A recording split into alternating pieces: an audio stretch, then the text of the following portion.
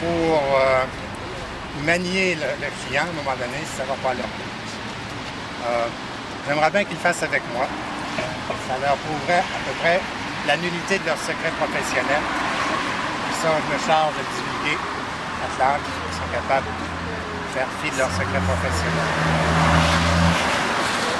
Parce que quand tu vas là, tu t'attends à ce qu'ils respectent leur secret professionnel. Parce que tu vides habituellement tout ce que tu as sur le cœur. Et si c'est contre toi, ben tant pis. À ce moment-là, tu t'en rends même pas compte. Je vais poser une question. Est-ce qu'il y a eu des tentatives de maniement contre vous pour essayer de vous faire taire? Des choses comme ça? Oui, ben justement, celle avec mes petits-fils, là, le week-end passé. Et mon ex-épouse est venue me rencontrer à quelques reprises à Sherbrooke pour me dire qu'elle pouvait me mettre en contact avec mes enfants. Mais il fallait que je signe un papier, comme quoi plus jamais je ne témoignerais contre la scientologie publiquement. Avant ça, il est arrivé une affaire aussi. Mon fils Philippe était venu pour me récupérer et rendu là-bas, je me suis fait demander de mettre mes jeans et aller laver les planchers. Alors, merci pour moi. Il y a eu aussi le président de l'église de Scientologie qui s'appelait à ce moment-là... Est-ce que c'est de Mesquite? Non, c'est celui de Montréal ici. OK. J'en ai eu. Comment il s'appelait, là, ce petit bonhomme-là? D'Aragon. Marc d'Aragon, il s'appelait. Bon, il m'appelle, puis il pouvait me mettre en contact avec mes enfants, mais il fallait que je promette encore une fois de ne pas... Lui, il a su que j'allais publier mon premier livre. Je ne sais pas comment ils ont réussi à savoir ça. Il faut croire que je suis sous haute surveillance de la scientologie. D'ailleurs, j'ai eu récemment dans mon ordinateur un cheval de Troie qui a été envoyé par mon fils Philippe. Mon système de détection l'a dépisté avant qu'il fasse du dommage. Alors, pourquoi je peux dire que c'est Philippe? C'est parce que le rapport, c'était écrit Philippe Dubreuil. C'est mon fils qui travaille pour essayer de faire fermer la boîte. Le téléphone.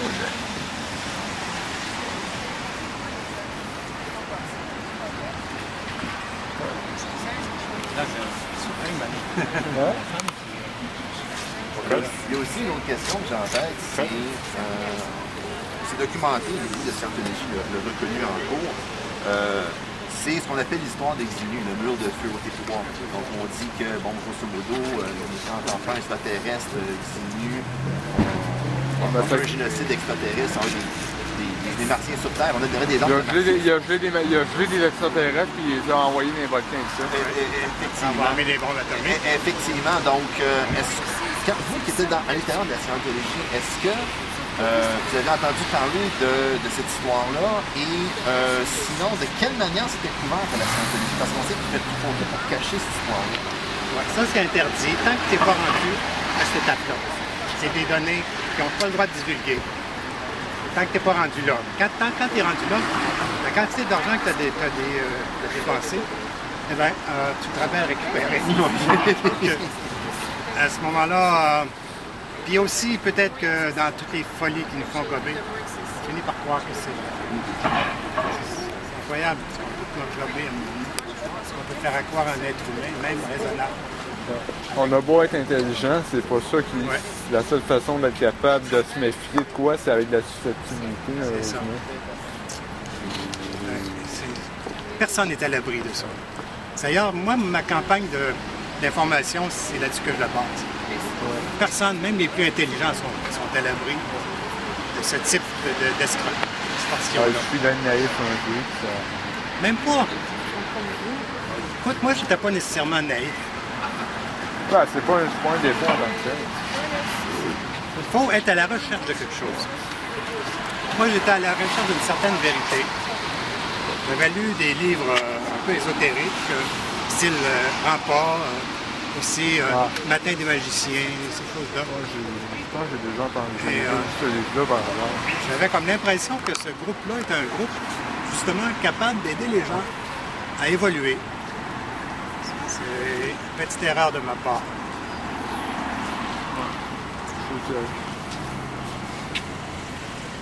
Translate something someplace. Alright. Huh? Yeah. Okay, yeah. Knowing Scientology as you do, and knowing us as well as you do you think our current tactics of protesting and giving information can have a valid effect against Scientology and, in the end, bring down Scientology? And if you don't, do you have any suggestions of any changes or things that we should adapt to? Oui, donc ce qui explique, c'est que compte tenu de tout ce qu'on entreprend comme campagne, comme campagne contre la Scientologie, est-ce que les tactiques qu'on emploie sont les bonnes tactiques? Et sinon, qu'est-ce qu'on pourrait faire pour rectifier le tir, pour avoir des campagnes qui sont beaucoup plus efficaces pour combattre cette secte-là?